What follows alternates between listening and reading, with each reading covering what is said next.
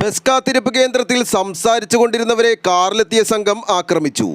CCTV ദൃശ്യങ്ങൾ. ചൊവ്വര കൊണ്ടോട്ടി കവലയിലാണ് അക്രമത്തിൽ 5 പേർക്ക് പരിക്കേറ്റത്.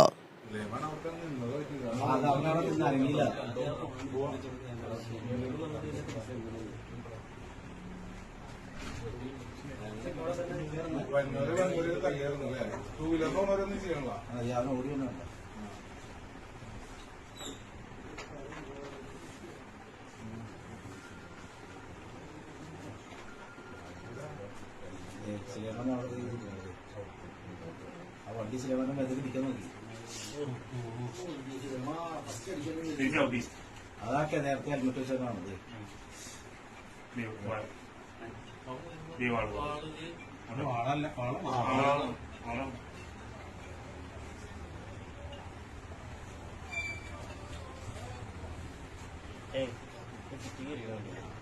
അല്ല പക്ഷെ ആദ്യം